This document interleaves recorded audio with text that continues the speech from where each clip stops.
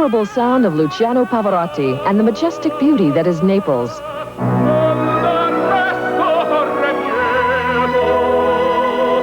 It's a magical musical tour of the city of love songs when Pavarotti returns to Naples on great performances. Pavarotti returns to Naples tomorrow evening at 8 o'clock on Channel 7. It was the perfect Hollywood legend, except it was real. Enter the world of Grace Kelly. She was wealthy, beautiful, and starred in such film classics as To Catch a Thief. Never had a better offer in your whole life. Then she shocked the world with a love story never before seen on the screen. Before we all knew it, she was gone. Discover why Grace Kelly gave up the stardom of Hollywood for the throne of Monaco on Hollywood Legends. Grace Kelly, An American Princess, tomorrow evening at 9:15. KSPS TV, Channel 7, Spokane.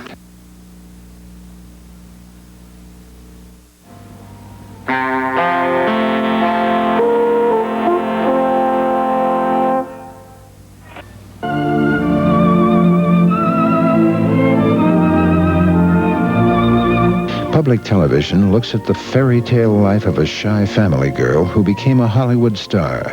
Watch Grace Kelly, An American Princess, tomorrow evening at 9:15 on Hollywood Legends.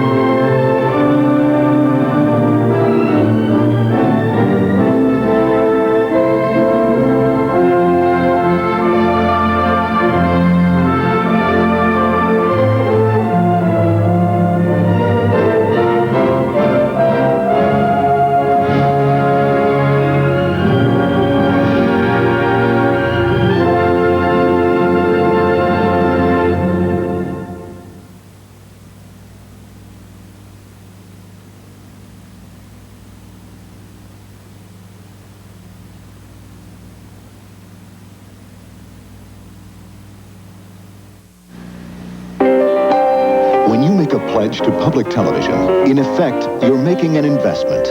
An investment in fine art and in scientific research. You're investing in an educational institution and in communications.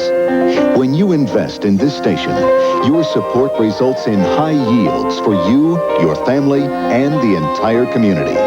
So increase your portfolio right now by investing in public television. It's an investment that benefits everyone.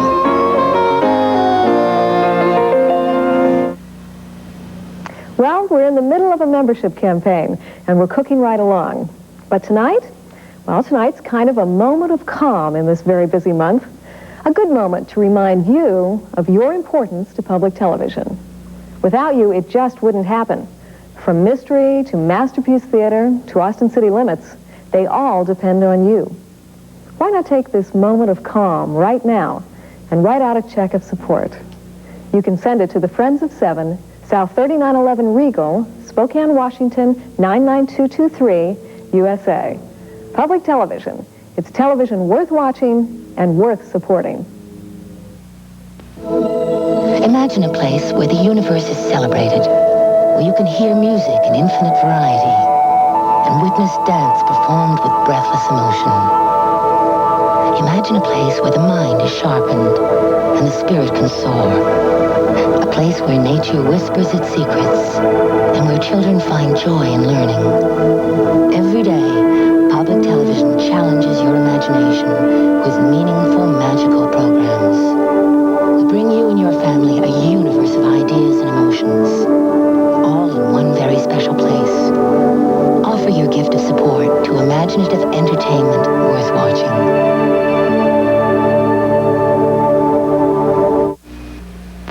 Funding for the American Frontier is provided by the Independent Order of Foresters, the Family Fraternity, whose members enjoy fraternal and social benefits.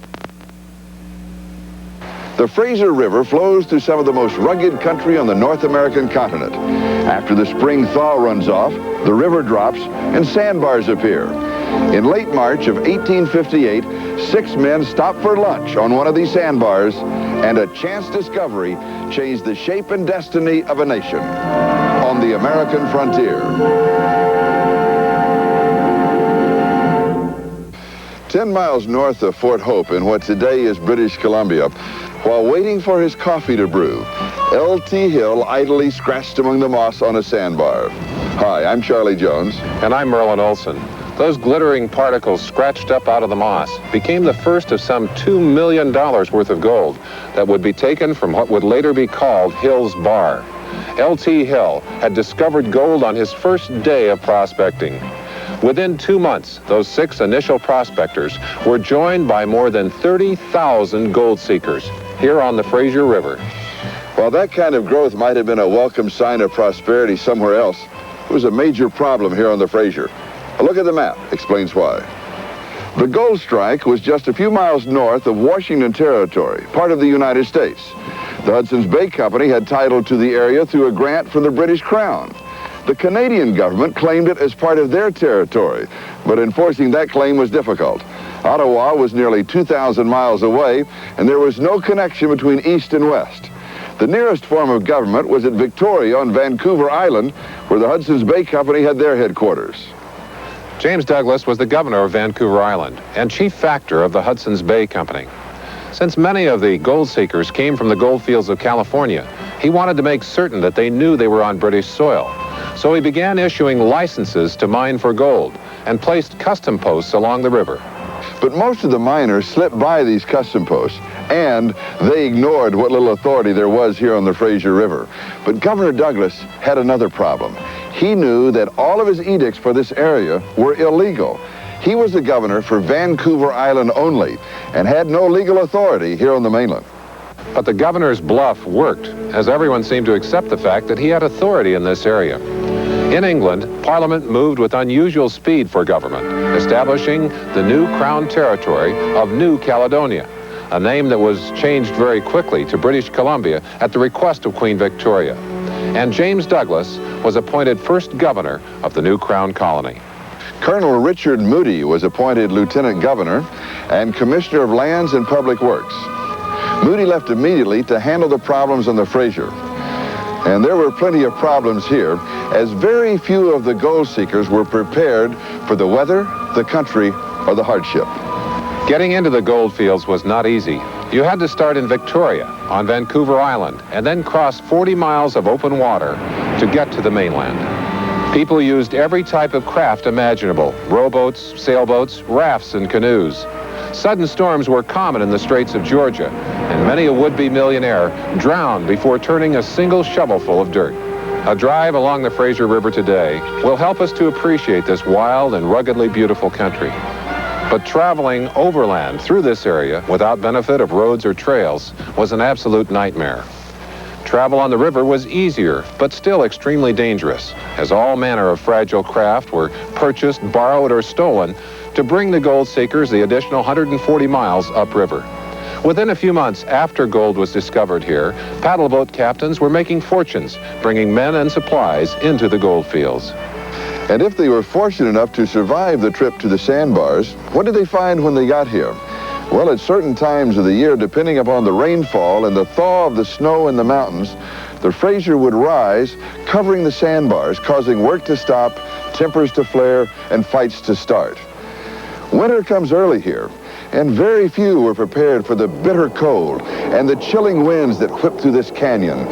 Many of the miners lost heart, gave up, and headed home.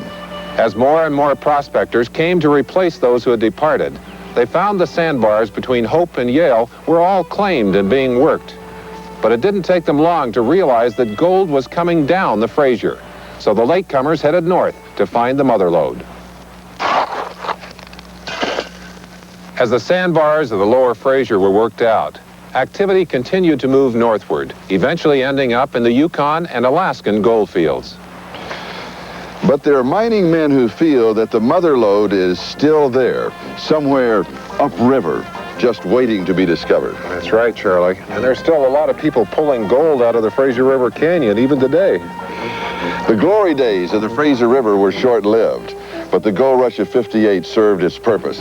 It forced the creation of a new colony that was destined to become Canada's western terminus, its connection to the Orient. And it all started with the cry, "Gold on the Fraser!" here on the American frontier.